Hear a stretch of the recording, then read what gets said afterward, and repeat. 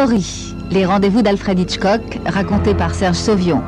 Aujourd'hui, Un cas de conscience, de Donald Honig.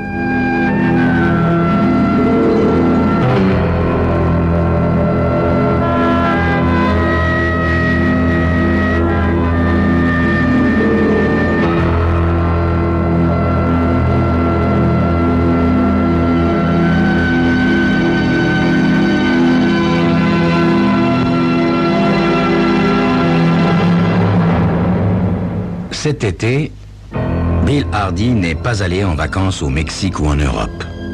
Pour une fois, il a délaissé les grands hôtels où on le voit habituellement à cette époque de l'année. Il a pris un sac à dos, une tente pliable et il est parti camper dans les montagnes vertes. Il en a assez de New York et de son travail. Bill se promène par les sentiers en humant l'air à plein poumon. Ici, se dit-il, plus de maître Hardy et plus de grandes plaidoiries. Je ne suis qu'un randonneur solitaire perdu dans le silence de la forêt. Ça fait 2 jours déjà qu'il n'a pas vu la moindre trace humaine. Aussi, quand il découvre un petit chalet au détour de son chemin, il décide de s'y arrêter. L'endroit est tenu par un géant débonnaire qui se précipite vers lui pour l'aider à se débarrasser de son sac. « La route n'a pas été trop dure ?» demande l'homme à Hardy. « Vous voulez un whisky pour vous retaper ?»« Volontiers », répond Hardy en s'asseyant à une table. « Dites-moi, vous avez vu beaucoup de randonneurs dans le coin ?»« Personne depuis une bonne semaine », répond le patron. Et il sert à son client une généreuse rasade de whisky. À ce moment-là, un homme pousse la porte du chalet. Oh, il n'a pas l'air d'un randonneur, non. Il ressemble plutôt à ces clochards que Bill a l'habitude de croiser à New York. Ses vêtements sont déchirés et une fiole de whisky dépasse de sa poche. Il est maigre, mal rasé et ses yeux brillants indiquent qu'il a déjà beaucoup bu. Le patron le suit du regard avec une évidente méfiance. « Qui est-ce » demande Bill. « Oh, lui, c'est Frank. On l'appelle aussi Frank le dingue. Il vit dans la montagne, même en hiver. Il chasse, il se construit des cabanes qu'il détruit le matin. La solitude l'a rendu assez bizarre, mais il n'est pas méchant, hein. Il vient me voir à chaque fois que sa provision de whisky est à sec. » Le patron se détourne de Bill et s'approche du nouveau venu. « Qu'est-ce que tu veux, toi, encore, hein? Je t'ai donné une caisse la semaine dernière. Tu vas pas me dire qu'elle est déjà finie. D'ailleurs, tu me dois plus de 15 bouteilles. Et tant que tu m'auras pas payé, je te verserai pas une goutte de plus. »« Mais j'ai pas un sou !» pleurniche le clochard. « Allez, fais-moi crédit une dernière fois, je t'en prie, Fred. »« Rien, je te dis. T'auras plus rien. Et maintenant, décampe !» Effrayé par le patron, le clochard se lève et court vers la porte. Mais avant de l'atteindre, il se retourne vers Bill et lui jette un regard plein de haine. « Il y en a pour les touristes ici. Ils viennent salir nos forêts, ils boivent notre whisky. Un jour, il faudra bien que ça cesse. » Comme le patron marche vers lui d'un air décidé, l'homme s'en va pour de bon cette fois. En resservant un verre à Bill Hardy, Fred soupire. « Faites pas attention à lui, il ferait pas de mal à une mouche. Simplement, il aime pas les étrangers. » Faut vous dire que, il y a quelques années, il avait un poste important au parc national. À cette époque, il était sobre comme un chameau, mais un jour, on l'a remplacé par un gars de New York, un type qui ne connaissait rien à la région, mais qui avait fait de belles études. Et depuis ce jour, Frank peut plus voir les New-Yorkais en peinture.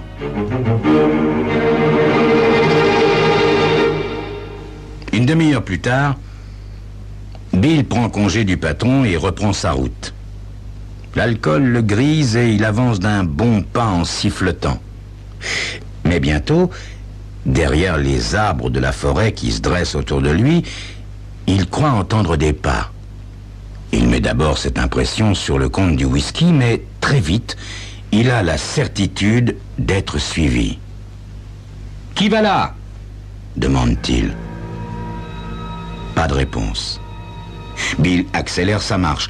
Le jour commence à tomber devant lui et il ne peut s'empêcher d'avoir peur. Soudain, il entend un cri sauvage, semblable à celui d'un loup. Il observe attentivement les fourrés, mais il ne voit rien.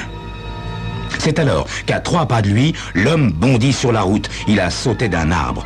Bill le reconnaît tout de suite. C'est le vagabond du chalet. Alors, on a peur du grand méchant loup?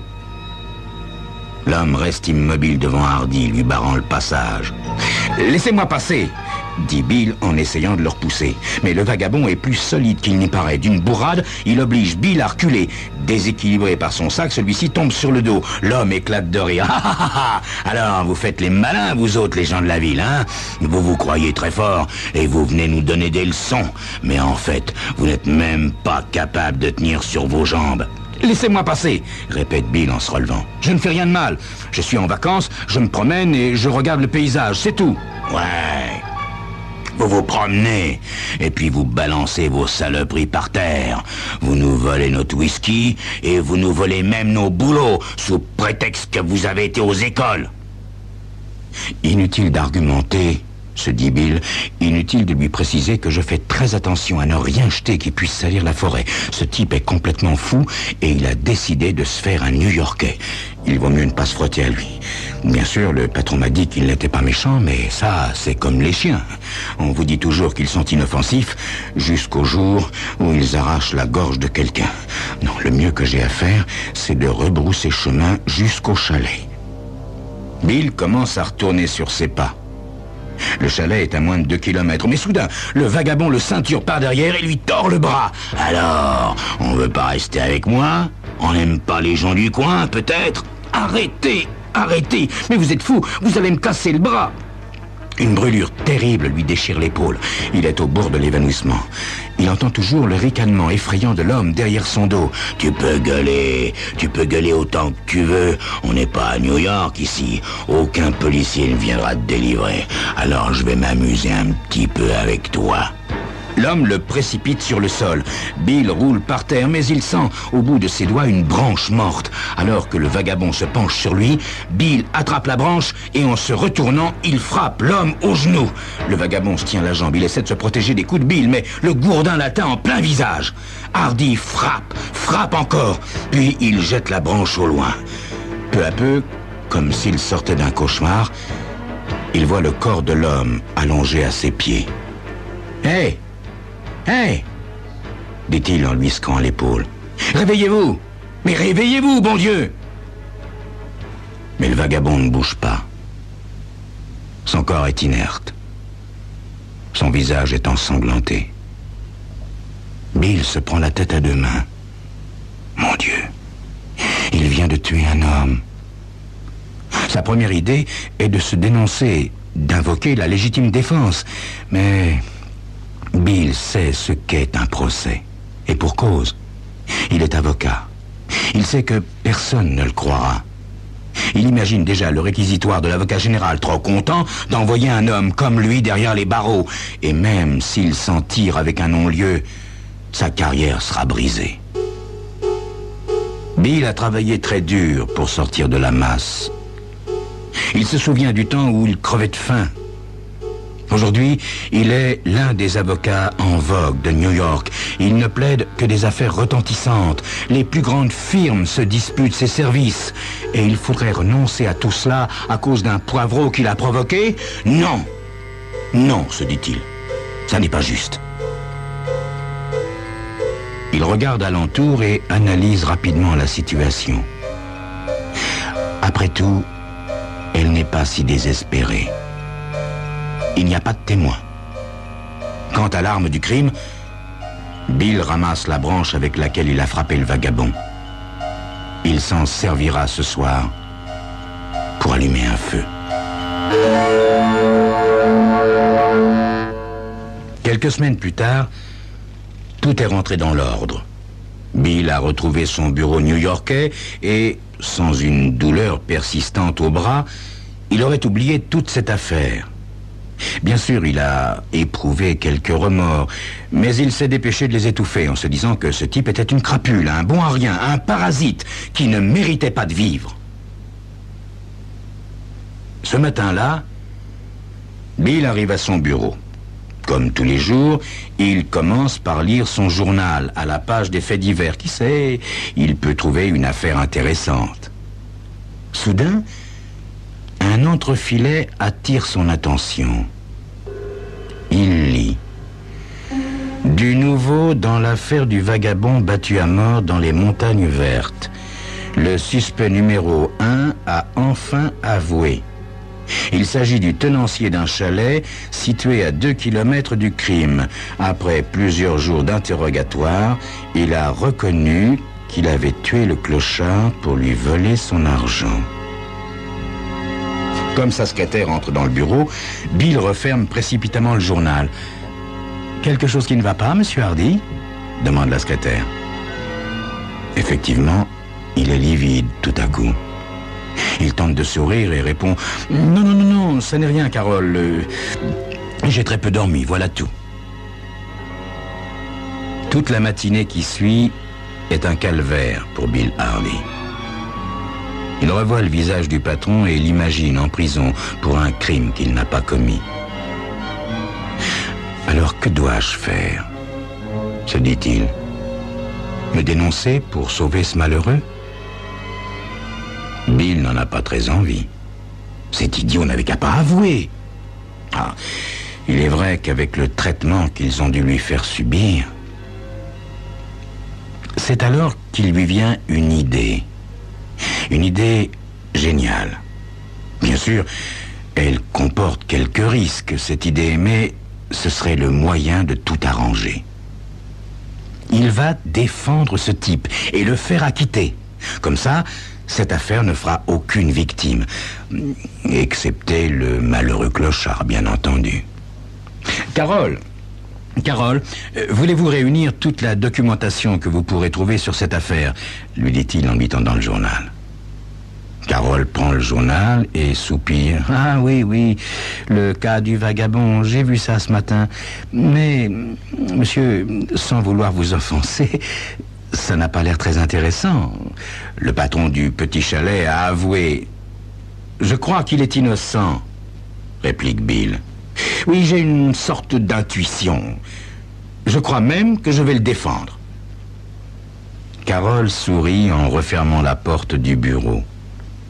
Son patron est si sensible, si généreux. C'est bien lui, ça.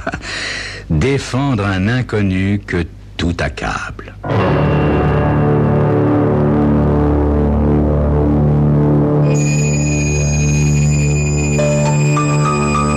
Ah, cette jolie secrétaire est bien innocente. Découvrira-t-elle l'horrible secret de son patron? Nous verrons ça dans un instant.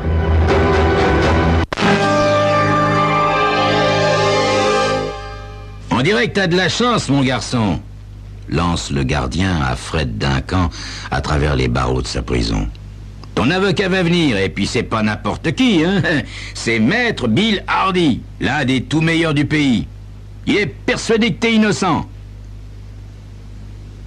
Quelques minutes plus tard, en effet, Fred Duncan, le patron du chalet, entend s'ouvrir la porte de sa cellule. C'est son avocat. Fred le reconnaît immédiatement. Il a vu ce type dans son chalet. D'ailleurs, l'avocat s'approche de lui avec un sourire amical. « Ne dites rien !» lance Bill avant que Fred ait pu ouvrir la bouche. « Vous avez déjà trop parlé. Je vais vous sortir de là, car je suis persuadé que vous êtes innocent. » « Mais comment allez-vous faire ?» demande Fred. « C'est trop tard puisque j'ai avoué. » Bill lui sourit et s'assied à ses côtés sur le lit. « Oh, j'imagine facilement dans quelles conditions vous avez avoué. Ils vous ont empêché de dormir, n'est-ce pas? Ils vous ont dit que vous auriez tout ce que vous vouliez après avoir signé. Et enfin, ils vous ont maltraité. Pas vrai? » Fred hoche tristement la tête. « Ouais, ça s'est passé exactement comme vous dites. »« Ça ne m'étonne pas, » reprend Bill. « Et ça, ce sera très facile à prouver. On connaît les méthodes de la police, donc ne vous tracassez pas.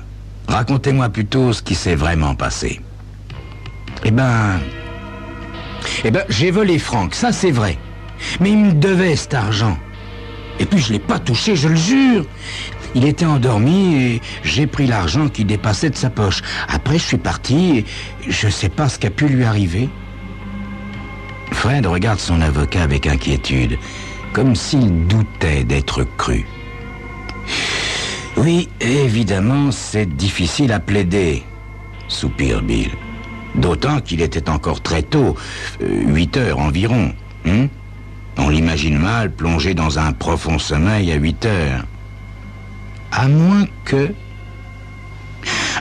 qu'on l'ait tué avant que vous ne le voliez. Est-ce que c'est possible, monsieur Duncan? Est-il possible que l'homme que vous avez dépouillé ait été tué avant? Fred semble chercher dans ses souvenirs. Je sais pas. Il faisait déjà nuit. Non, ce qui est sûr, c'est qu'il n'a pas bougé. Bon, eh bien, ça nous fait déjà une piste. Ne craignez rien, monsieur Duncan. Vous êtes entre de bonnes mains. Et puis, vous avez un témoin. Comme Duncan écarquille les yeux d'étonnement, Bill lui sourit. Mais oui, moi, monsieur Duncan. Je me rappelle la manière dont vous m'avez parlé de ce pauvre Frank, et franchement, ça n'est pas ainsi qu'on parle d'un homme qu'on s'apprête à tuer.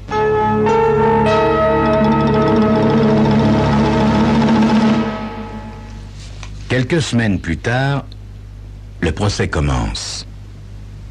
Bill fait d'abord appeler les policiers qui ont enregistré les aveux de Fred. Par chance, ils ont exactement l'air de ce qu'ils sont. 2 brutes épaisses. « Sergent Ford et Graham !» s'exclame Bill. « Je vous accuse d'avoir usé de violence pour extorquer des aveux à mon client. »« Répondez, je vous prie !» demande le juge. « On l'a pas brutalisé !» réplique l'un des 2 policiers. « On l'a juste bousculé un peu. »« Ils m'ont battu !» s'indigne Fred. « Avec des bottins pour pas laisser de traces. Sinon, moi, j'aurais jamais avoué. » Incontestablement, la défense marque un point.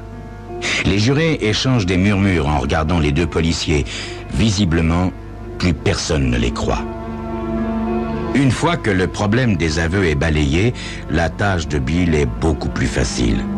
Puisqu'il n'y a aucun témoin du drame, le bénéfice du doute profite à Fred. Le dernier qui a vu Fred, c'est précisément Bill, et il raconte la scène comme il l'a vécue.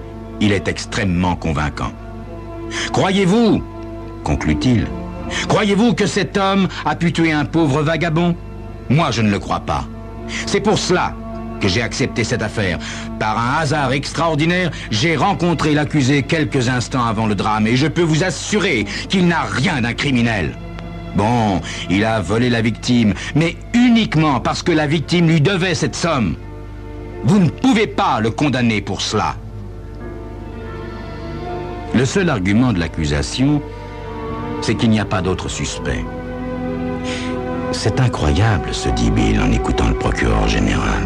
Incroyable. Pas une seconde, il ne lui viendrait à l'esprit de me soupçonner. Pourtant, j'étais là, moi aussi. Mais enfin, c'est vrai, dans cette robe d'avocat, je n'ai pas l'air d'un assassin. Finalement, après une délibération assez courte, le jury répond non à toutes les questions. Fred est déclaré innocent. Il n'en croit pas ses oreilles. « Alors, je suis libre ?» demande-t-il à son avocat. « C'est bien sûr. » « Oui, mon ami, vous êtes libre. Justice est faite. »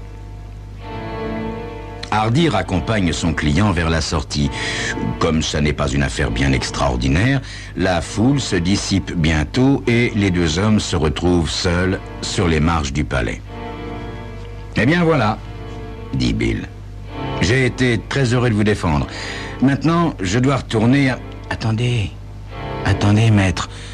Il faut que je vous parle. » Bill regarde Fred avec méfiance. Il se doute de quelque chose, se dit-il. Maintenant, s'il a tout compris, il est capable de me faire chanter. D'accord, Fred. Allons boire un verre. Lorsqu'ils sont installés à une table de café, Fred regarde à droite et à gauche avant de se décider à parler. « Maître, pourquoi m'avez défendu. Mais je vous l'ai dit, mon ami, depuis le début, j'étais sûr que vous étiez innocent.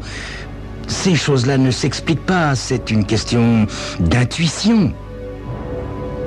Et si j'avais été coupable, vous m'auriez défendu? Insiste Fred.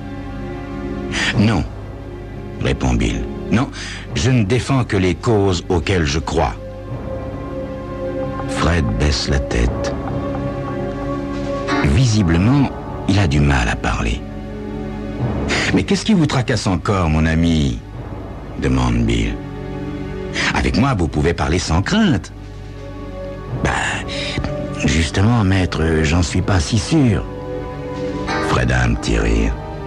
Remarquez, maintenant, on est, comme qui dirait, complices. Ça y est, se dit Bill. Il me tient. Il a tout compris. Ben oui, reprend Fred.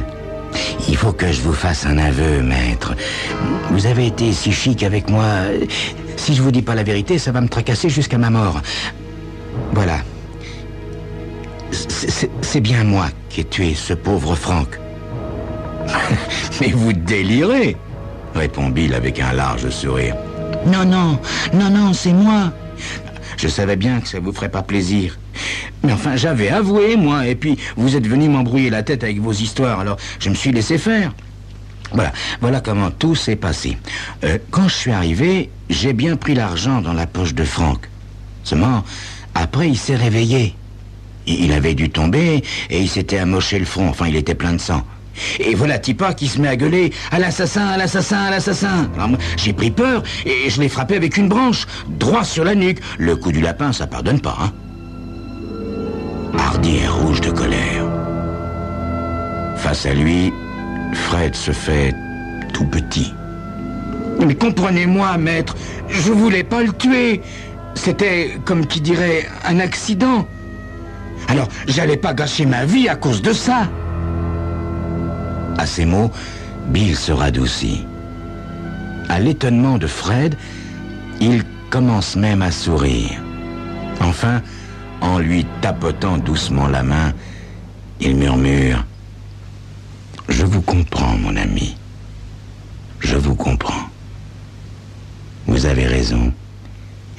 Nous sommes un peu comme des complices, vous et moi. »